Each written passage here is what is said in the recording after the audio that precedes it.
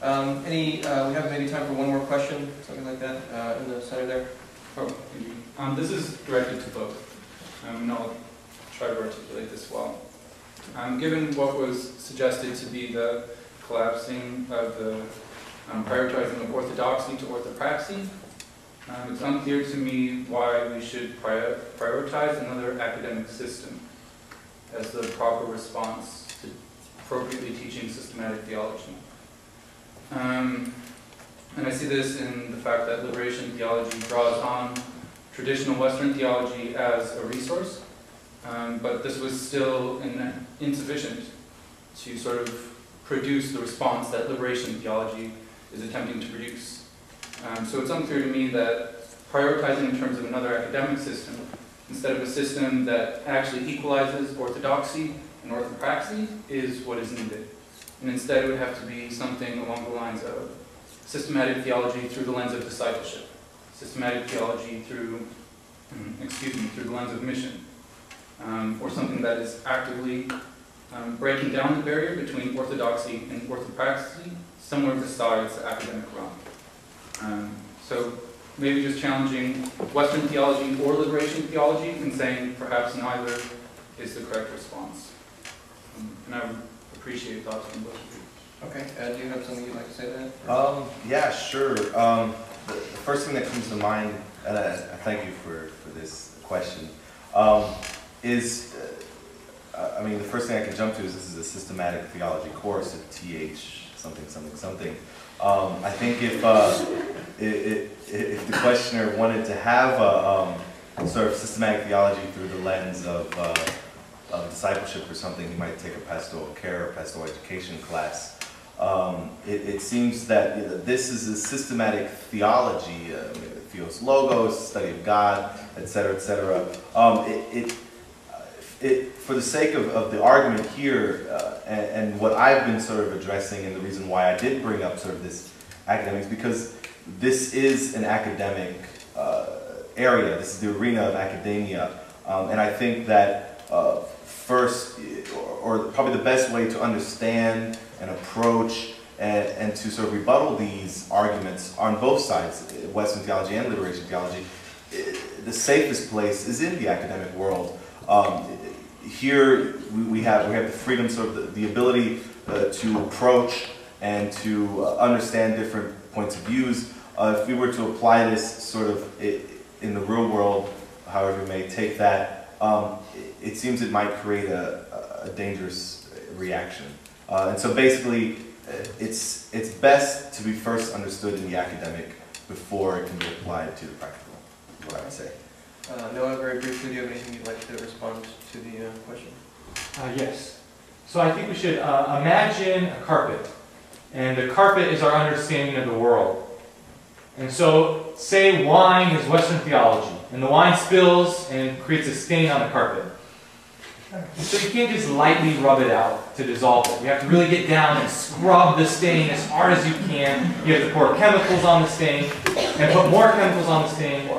I think that's liberation theology. And so the stain is rooted in our carpet, and we need to more and more put liberation theology onto this stain so it becomes clean again. Okay, well, with that colorful metaphor, we will close the question portion of our debate, and we will move into the understanding of orthodoxy and orthopraxis. I think is probably my biggest concern there, and as one of the questioners had brought up, it also rocked with him, and so it just seems that subjectivity is very dangerous as well. I think opinions are going to appear in the classroom, but we should try and keep things as objective as possible, because subjectivity is what can create sort of dangerous atmospheres for any sides of any argument to sort of fester and boil and become nasty. Religion and politics, it's really hard for me to sort of draw this distinction, to sort of combine religion and politics in the way that Noah has, especially with sort of this ideology of the poor, helping the poor. We can help the poor, it doesn't have to be political. I mean, that's a plain fact. It doesn't have to be political. We don't have to go out there and change governments just because some people are poor and oppressed. We need to start helping change sort of their own status, not by affecting the ups, the government. Christ does not call us to tear down governments. I don't recall that. And so that's sort of, it's hard for me to sort of understand this attacking the politics with sort of the economics. And I have something else here. Okay, and about sort of, I don't know, I just, in response, I just have to respond. It's supposed to be a conclusion, but it's not. In response, sort of again, to what Mr. Buchholz had said, he stated in his own argument that the Via Dolorosa is what liberation theology sort of posits, and that is sort of asceticism, and I still don't see how sort of there's this separation of asceticism from the physical body, and it just seems very very confusing there. Maybe that can be explained some other time. But anyways, so let me try and get back to the main point, bring it all back to the ranch. Liberation theology should not be the main focus of a classroom because it doesn't allow for a complete understanding. It can allow for a different understanding, as one of the questions had pointed out, a different understanding of Western theology or of a different theology of Eastern, etc. It is useful. It is definitely useful. It should definitely be in the classroom, but it should not be the main lens because it prevents sort of our understanding of Western. We grew up in Western theology, and it sort of confuses people, and it becomes this confounding ideology that is thrown in there. And if it's used as the lens, I just imagine the lens looking down on something. No, they should be next to each other. I'm done. Thank you very much.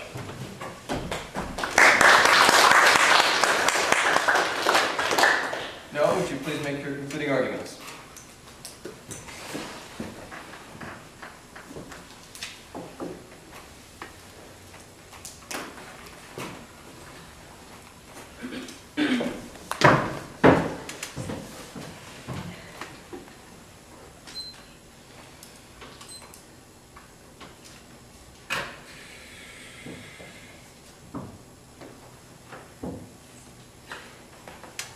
Okay, first I want to discuss subjectivism versus objectivism.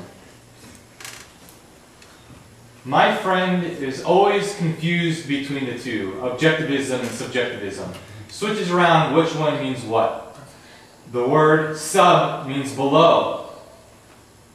Okay, you can think about that and remember subjectivism because it's bad, it's below. That's what I thought growing up, until in my studies of liberation theology, as I learned what many of them said, that subjectivism is actually a good thing. That God's self, is diverse just as we are diverse. That we shouldn't look for the one precious stone to hold up and say that that is the one truth, and that everyone should look to this one stone and follow it. What God wants us to do is to create, instead, one picture, a mural with lots of different beautiful stones. The point that I'm trying to make is that in reality, many of our thoughts and doctrines seem right.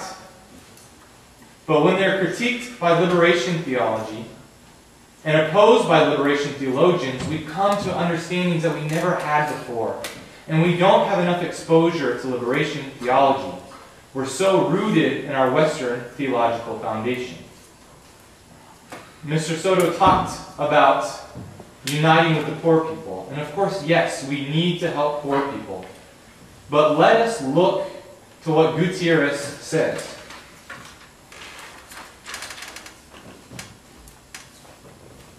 Gutierrez says, poor people are byproducts of the system under which we live and for which we are responsible. That is why the poverty of the poor is not a summons to alleviate their plight with acts of generosity, but rather a compelling obligation to fashion an entirely different social order. So some of you maybe have never thought about our responsibility for the systems of poverty and oppression, that it is our responsibility. And so we will want to do something about it, not just to help alleviate it, not just to think that perhaps they have bad luck and that we are blessed. And that's the life that God has given them. And we can be good Christians and our help for them. But instead, God calls us to enter into their communities and to live with them and to understand their needs and to see what they have to offer us. Also, I want to talk about the idea of truth. In our debates, we've been debating and not focused on the truth. And I think that's correct. I think that we are focused on the truth in our analysis. The Pope John Paul II said,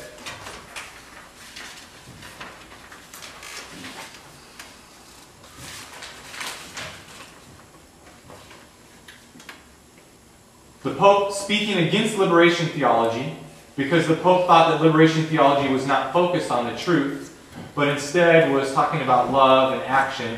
The Pope said, over and above unity in love, unity in truth is always urgent for us. This subtly criticizes liberation theology for focusing on calling people to love each other too much, neglecting their primary task of calling people to follow God's truth. I think love and truth each belong to a different category. Truth reveals reality, while love shapes reality. No, love and truth are not the same thing, but they should not be put side by side. I believe that it is our calling to seek truth, and that truth is found in love. Thus, we cannot have unity in truth without unity in love. This ultimately calls for the spheres of the spirit and flesh to clash with each other.